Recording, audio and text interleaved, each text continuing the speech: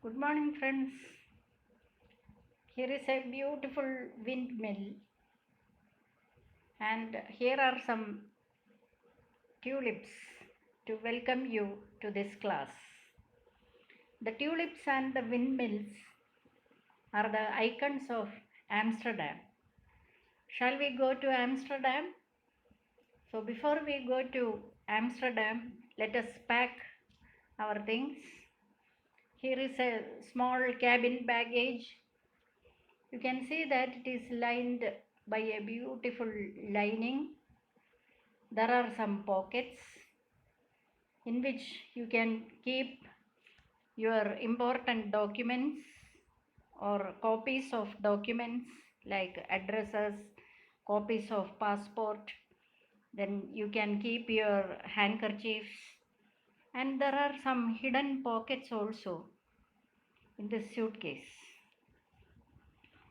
Behind this lining, there are some projections which are the supports of this suitcase. In this photo, you can see the elastic straps which help to keep your things in position. Even if you toss or throw the suitcase, nothing will happen to the contents of the suitcase because they are held in position by these straps. So with the help of that suitcase, a simple picture, I was trying to tell you about the peritoneum in our abdominal cavity. Our abdominal cavity can be compared to a suitcase which has an anterior wall. The suitcase has got a posterior wall. It has a superior wall and an inferior wall. Just like that, the abdominal cavity also has got an anterior and posterior walls. It has got a roof which is formed by the diaphragm, and it has got a floor which is formed by the pelvic diaphragm. This is my plan. In part 1, I will introduce you to certain terminologies which are associated with the study of peritoneum. In the second part of my class, I will explain the vertical and horizontal arrangement or disposition of peritoneum. In the third part of my class, I am planning to tell you about the peritoneal sacs, peritoneal pouches, and peritoneal recesses. We had seen that the suitcase has got a large cavity where you can keep your larger things. There are small sacs where you can keep your documents and your medicines, like that. In addition to that, we had seen some hidden pouches and small pockets which can be compared to the recesses of peritoneal cavity. Then we will explain the nerve supply, blood supply functions, and applied anatomy of peritoneum. All these come under the competencies 47.1, 2, 3, and 4. Here we go. Let us see the details of peritoneum. There are 3 serous membranes in our body. When we dissected thorax, we had seen 2 of them. That is the pleura covering the lungs and the pericardium covering the heart. And today we are going to see the third serous membrane in our body, that is peritoneum. The meaning of the word peritoneum is stretched over. So it is a membrane, thin serous membrane, which is stretched over the contents of the abdomen. and it has the largest surface area out of the three serous membranes. The epithelium of peritoneum is said to be a mesothelium. In major part of the peritoneum, it is simple squamous, but there are some exceptions. On the surface of ovary, the epithelium is simple cuboidal, and on the surface of the fimbriated ends of the uterine tubes, it is ciliated columnar epithelium. Now let us see the layers of peritoneum. Do you remember the layers of pleura and pericardium? Yes, that's right. It has got an outer parietal layer and inner visceral layer. Shall we see the details of parietal peritoneum? Okay. As you guessed right, it lines the inner surface of the abdominal cavity, and it also lines the walls of the pelvis. And I told you that the roof of the abdominal cavity is the diaphragm. The peritoneum lines the lower surface of the diaphragm also. The blood supply and nerve supply of peritoneum, parietal layer of peritoneum, is derived from that of the body wall. This is called the somatic innervation of parietal peritoneum. It is sensitive to pain. If you cut it with a knife or if you prick it with a needle, the person will feel severe pain. And this peritoneum, this layer of peritoneum, is derived from somatopleuric mesoderm. In our general embryology class, we had learned that on either side of the notochord, the intraembryonic mesoderm develops into the paraxial mesoderm, intermediate mesoderm, and lateral plate mesoderm. The lateral plate mesoderm splits into a somatopleuric mesoderm and a splangnopleuric mesoderm. The somatopleuric mesoderm migrates towards the body wall, and the splangnopleuric mesoderm migrates towards the developing organs. This is the cross section of abdomen of the embryo, in which you can see the body wall, then the parietal peritoneum. Lying outside the parietal peritoneum, there is extra peritoneal connective tissue. This is the organ, developing organ. Surrounding that, there is the visceral peritoneum. Between the parietal peritoneum and visceral peritoneum, there is a cavity which is called peritoneal cavity. In the initial stages of development, the peritoneal cavity was a large cavity. Later, the organs start developing and they enlarge in size, so that the peritoneal cavity is now converted into a thin capillary space filled with peritoneal fluid. So that is the parietal peritoneum, and that is the visceral peritoneum. Let us see the details of visceral peritoneum. As I told you, it covers the surfaces of the viscera or organs, and it derives its nutrition and nerve supply from the organ that it lines. It is sensitive to stretch, it is sensitive to ischemia and distension. For example, when the urinary bladder is filled beyond the normal physiological capacity, the person will become extremely uncomfortable and it is very painful also.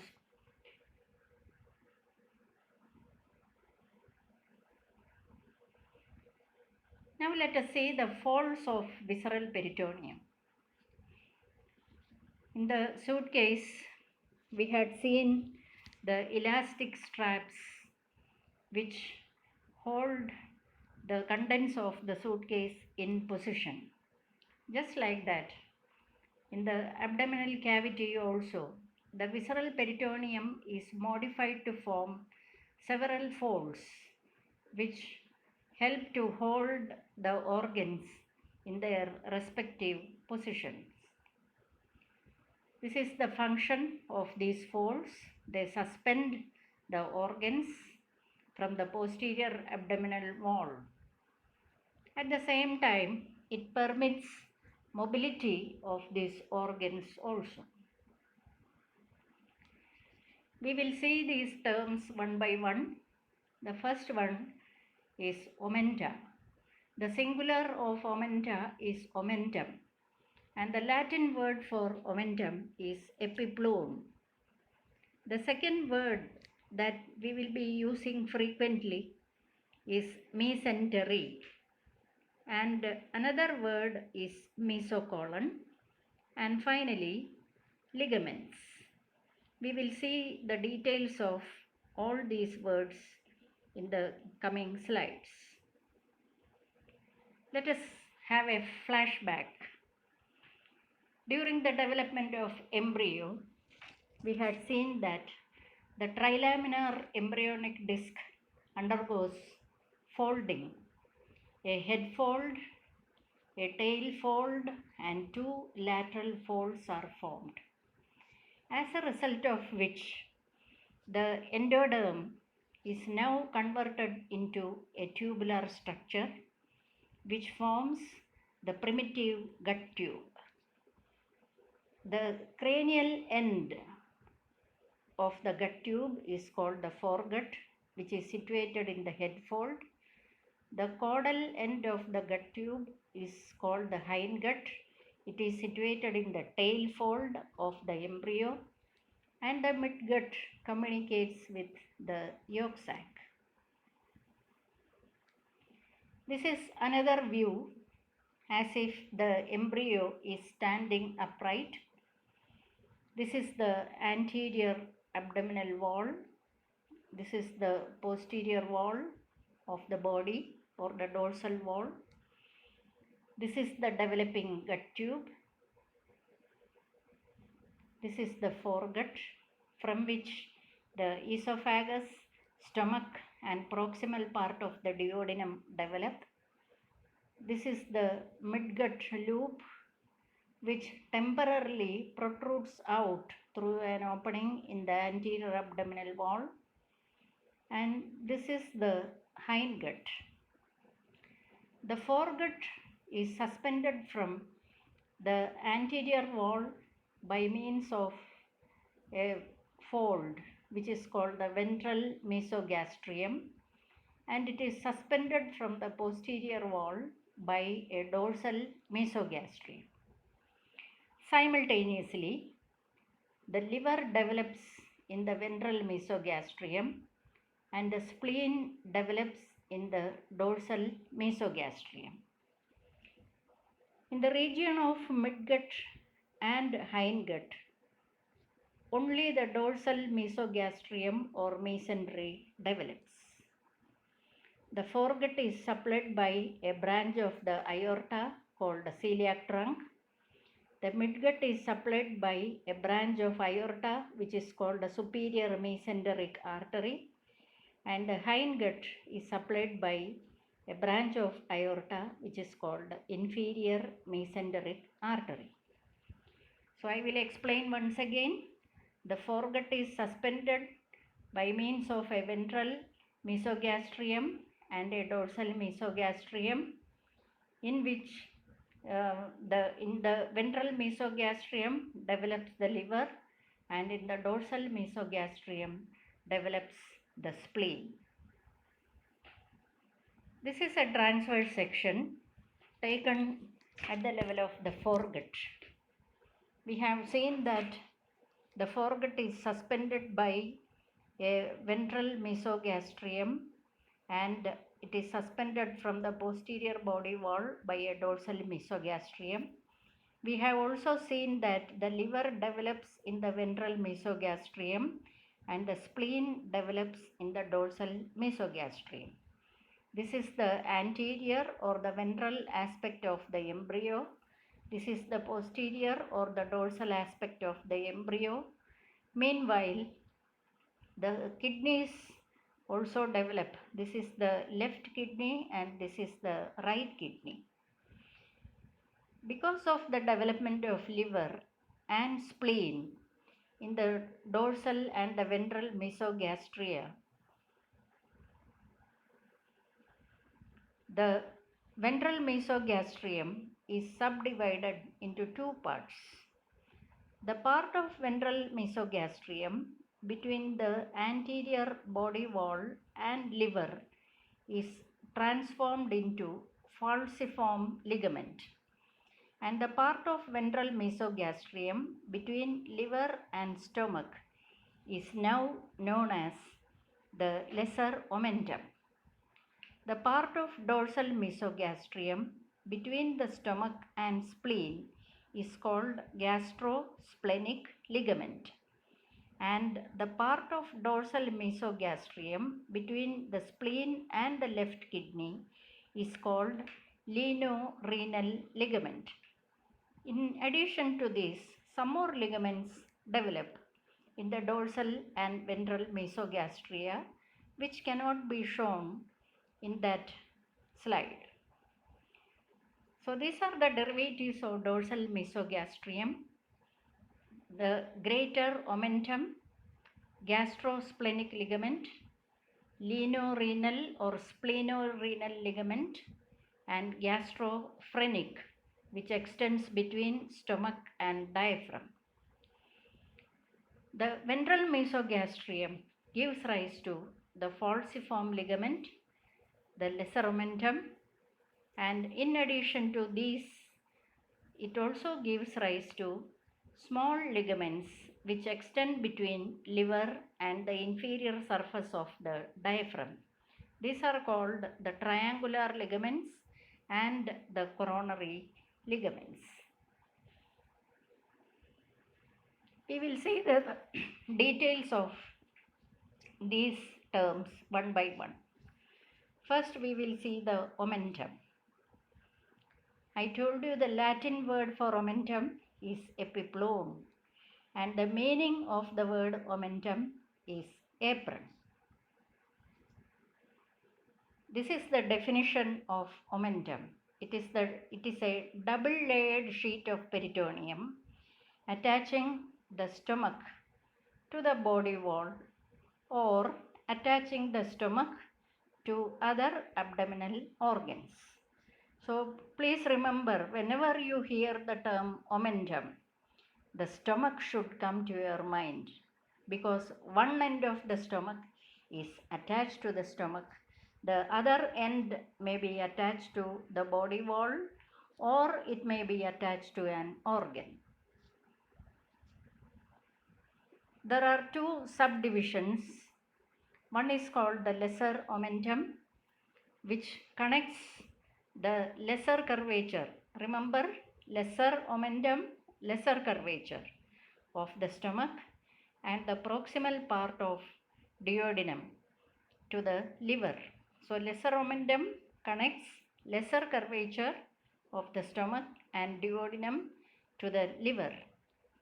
The greater omentum, it is a large apron-like fold of peritoneum hanging from the greater curvature of the stomach. The greater omentum connects the stomach with diaphragm, spleen, and transverse colon also. What is meant by lesser curvature and greater curvature? This is a picture of lower end of esophagus and stomach. This is the lesser curvature of the stomach, This is the proximal part of duodenum, and this is the greater curvature of stomach. This is a simple diagram to show you the attachments of peritoneum to the stomach. This is the lesser curvature. Attached to the lesser curvature is the lesser omentum. This is the greater curvature. Hanging from it like an apron is the greater omentum. Stretching between the stomach and spleen is the gastrosplenic ligament. Stretching between the stomach and the inferior surface of diaphragm is the gastrophrenic ligament. Here you can see the apron-like greater omentum, which is hanging from the greater curvature of stomach. What is its color? You can see that it is yellow in color. Why is it yellow in color? Because it contains a large store of fat or adipose tissue. Oh, what do you see in this picture? You can see a scene of crime, and lot of policemen at the scene of crime, they are trying to ward off the local people coming and intruding the scene of crime. Why have I shown this picture when we are discussing the greater omentum? Just like the policeman in our community, there is a policeman in the abdomen also. The greater omentum has mobility, even though it is hanging like an apron. It can move and it can wrap itself around an inflamed organ, or whenever there is a perforation in the stomach or the duodenum, the greater omentum can move towards that site and wrap around that ulcerated region. Thus, the greater omentum walls off the infected organ or a ruptured or a perforated ulcer from other normal organs. That is why it is called the policeman of the abdomen. What are the contents of the greater omentum? As we have seen, plenty of fat, right and left gastroepiploic. Why is it called epiploic? I told you that epiplume is the Latin word for omentum. So the vessels which are situated in the greater omentum are called right and left gastroepiploic vessels. There are collections of macrophages in the greater omentum. These appear as white spots, so they are called milky spots. I would like to mention a few words about the fat of the greater omentum or any fold of peritoneum. The amount of fat situated in the folds of peritoneum is directly proportional to the nutritional status of the individual. If it is a very lazy person who keeps on eating, what will happen? Look at this picture. This fellow is very fat, so that all the peritoneal folds will be having lot of fat. Whereas look at these people, they are thin, emaciated, suffering from poverty or some terminal illness. In some people who are having terminal stages of cancer, they also look like this. So in such people, the fat content of the peritoneal folds will be scanty. Now let us see the details of lesser omentum. The lesser omentum extends from the lesser curvature of the stomach and the first 2 centimeters of the duodenum to the inferior surface of liver.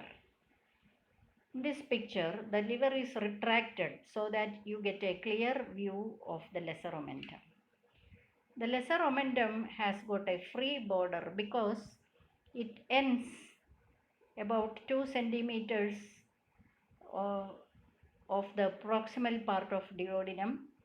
There is a foramen here which is called epiploic foramen, which connects a small cavity behind the lesser omentum, which is called lesser sac, and the remaining part of the peritoneal cavity, which is called the greater sac.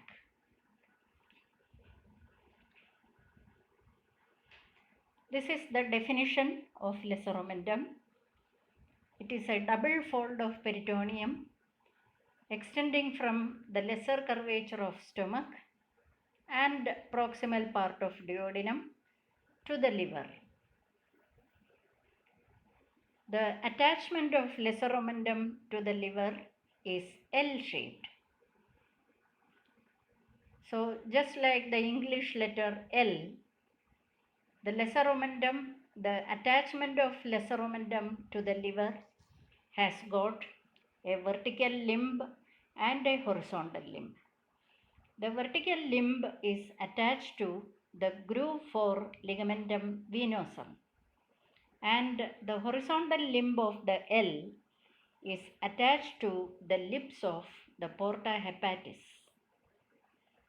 From here, that is from the L-shaped attachment to the liver, the lesser omentum extends to the lesser curvature of stomach and the first 2 centimeters of duodenum.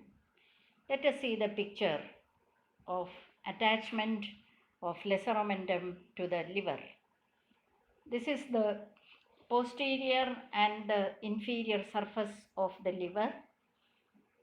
This is the vertical limb of the L, and this is the horizontal limb of the L. Within this groove lies the ligamentum venosum, which is the remnant of ductus venosus, which was an active vessel during embryonic or fetal life. And this is the porta hepatis, which can be called the gateway to the liver, transmitting the portal vein, hepatic artery, and bile duct. This blue one is the portal vein, the red one is the hepatic artery, and the green one is the bile duct. The portal vein and hepatic artery enter the liver, whereas the bile duct leaves the liver. So this is the site of attachment of lesser omentum to the liver. That is groove for ligamentum venosum, and that is the porta hepatis or the gateway to the liver. We have seen that a part of the lesser omentum is attached to the stomach, lesser curvature, and part of lesser omentum is attached to the first 2 centimeters of duodenum. So they have specific names.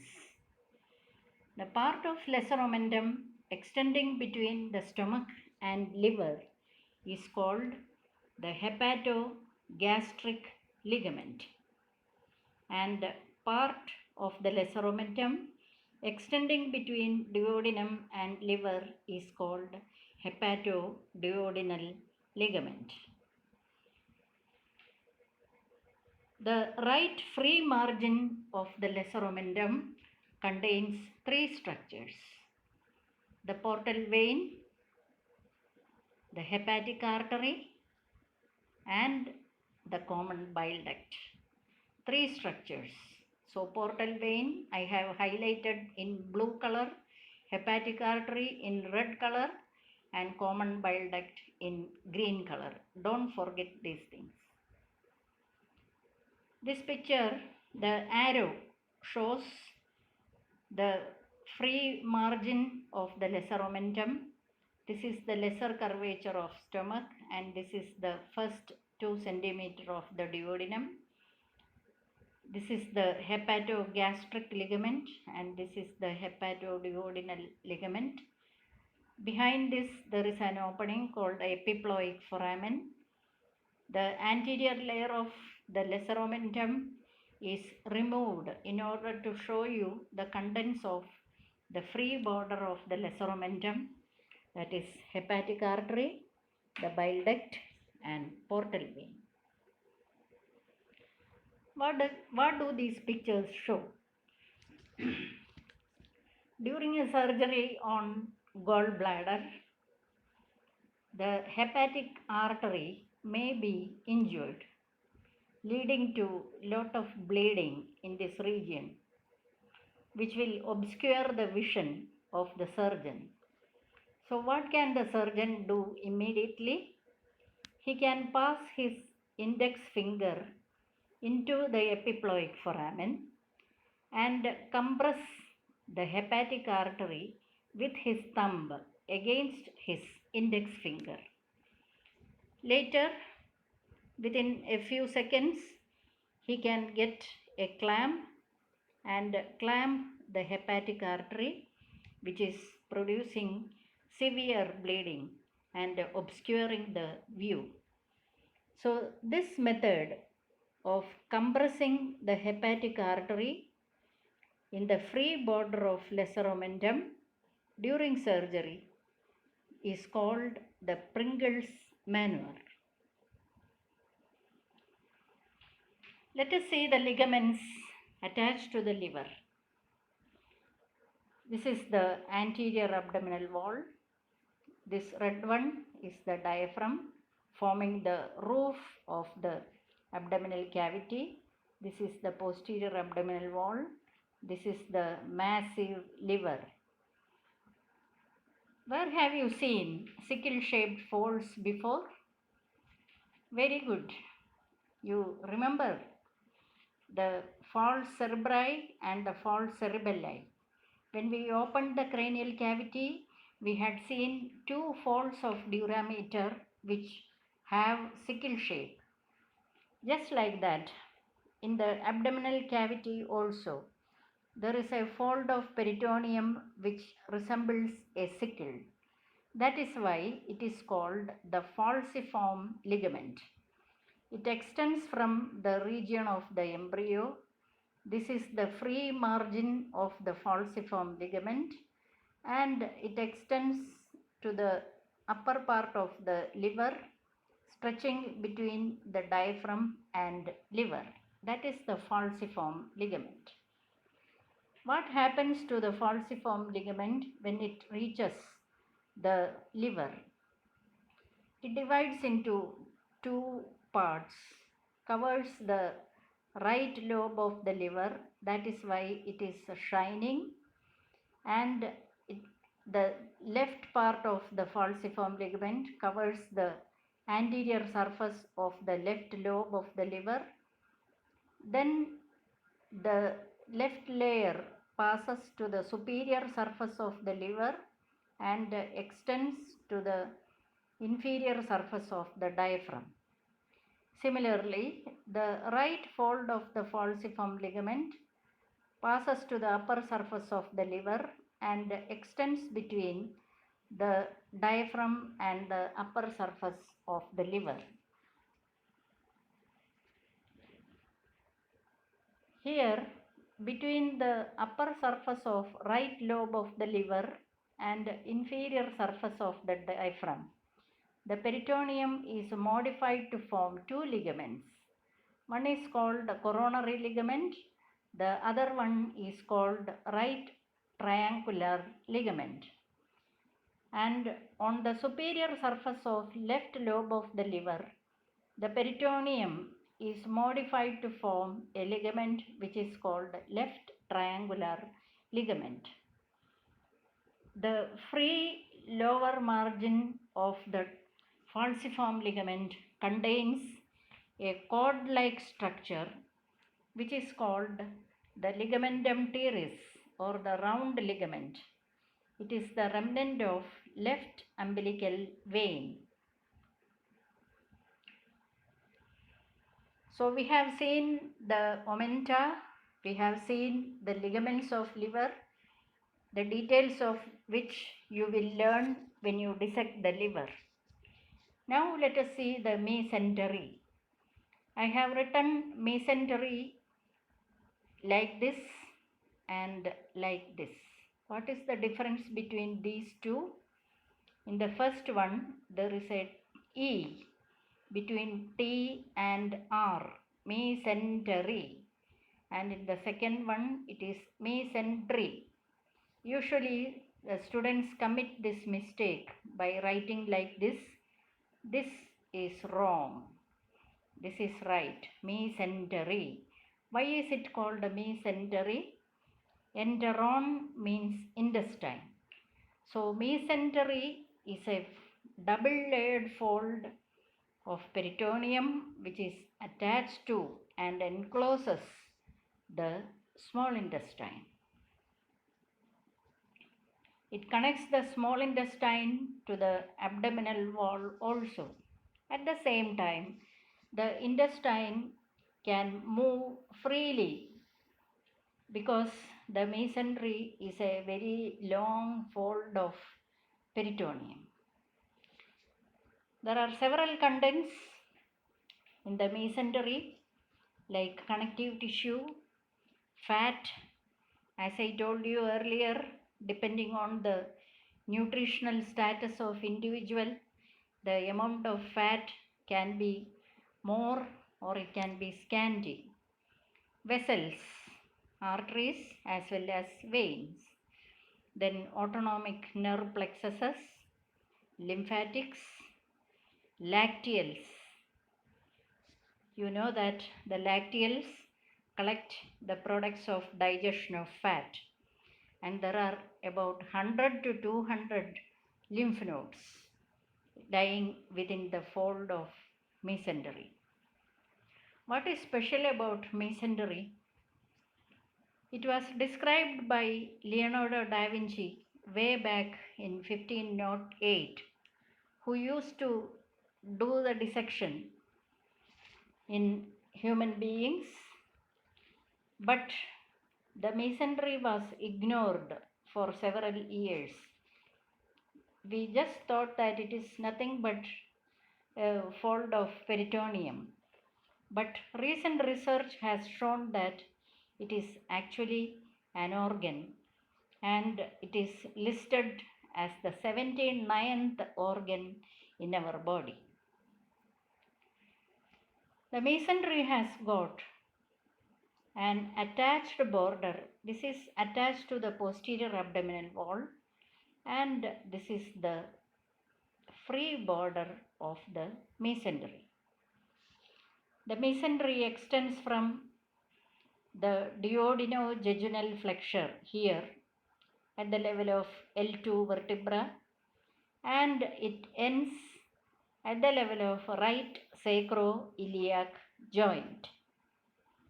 Lying in the free margin of the mesentery are the coils of the small intestine. So you can imagine the length of the free margin. Here it is only 15 centimeters, whereas here it is about 5.5 to 6 meters. This is the close-up view of the mesentery. I told you it is a double-layered fold of peritoneum. It encircles or encloses the coils of the small intestine, and lying within it there is connective tissue, fat, blood vessels, lymphatics, like that. This is an artery which gives numerous branches. These branches anastomose with each other, forming arterial arcades from which straight vessels or vasa recta arise. These vasa recta supply the walls of the small intestine. Between two adjacent vasa recta, there are spaces. These are called the windows.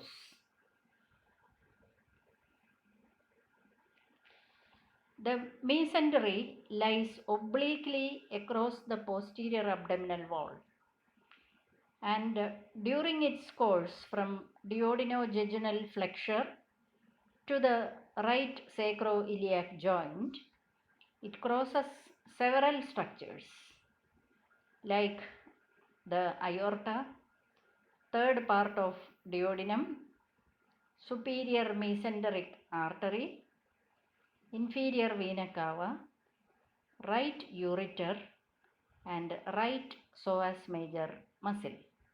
I will repeat once again. It extends from duodenojejunal flexure to the right sacroiliac joint and crosses the abdominal aorta, superior mesenteric artery, third part of duodenum, inferior vena cava, right ureter, and right psoas major muscle. The next term that we are going to explain is the mesocolon. I have highlighted the word colon. So from this word itself, you know that it is a double layered fold of peritoneum that encloses and suspends the large intestine. There are different parts of mesocolon. The part of mesocolon which encloses and suspends the transverse colon is called transverse mesocolon. The part of peritoneum which suspends the sigmoid colon is called sigmoid mesocolon. And there is a tiny fold of peritoneum which suspends the appendix. It is called the mesoappendix. So you may wonder, what about the remaining parts of large intestine? The other parts of large intestine are not completely covered by mesocolon. They are covered either anteriorly or the front and the sides only. They are not completely covered by peritoneum. Only the transverse colon, sigmoid colon, and appendix are completely covered by peritoneum. This is the large intestine.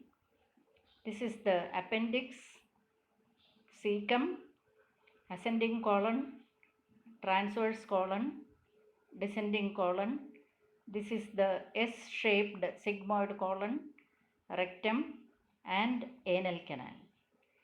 I have shown with the help of 3 arrows the appendix, which has the mesoappendix, the transverse colon, which has a transverse mesocolon, and the sigmoid colon, which has a fold of peritoneum attached to it called sigmoid mesocolon. Here are the pictures of these mesocolons. The transverse colon is retracted in order to show you the transverse mesocolon. This is the S-shaped loop of large intestine with a fold of peritoneum called the sigmoid mesocolon, and this is the vermiform appendix with a fold of peritoneum through which you can see the appendicular vessels going to the vermiform appendix. We have already seen the omenta, we have seen the mesentery, we have seen the mesocolon. Now let us see what is meant by peritoneal ligament or ligaments. The peritoneal ligaments can be defined as double layers of peritoneum that connect an organ with another organ or an organ with the abdominal wall. For example, gastrosplenic ligament. So this ligament connects the stomach to the spleen. Lienorenal ligament. Lean means spleen. So this ligament connects the spleen to the kidney. You know, the spleen is situated in the left hypochondrium. So naturally, the lienorenal ligament connects the spleen to the left kidney. One more ligament, gastrophrenic, from the stomach to the diaphragm. This is a transverse section of abdomen in which you can see some of the ligaments. This is the liver, this is the stomach, this is the spleen, and here we have the left kidney. Anterior abdominal wall, this is the posterior abdominal wall. The ligament stretching between anterior abdominal wall to the liver is the falciform ligament. The part of ligament extending between the liver and the stomach is the lesser omentum. The ligament stretching between stomach and the spleen is called gastrosplenic ligament. Ligament extending between the spleen and the left kidney is called the lienorenal ligament. To conclude the part 1 of our class, we have seen what is meant by peritoneum. It is the largest serous membrane in our body. It has a parietal layer and a visceral layer. We have seen the development of dorsal and ventral mesogastria. We have seen the derivatives of dorsal and ventral mesogastria, how they are subdivided because of the development of liver in the ventral mesogastrium and spleen in the dorsal mesogastrium.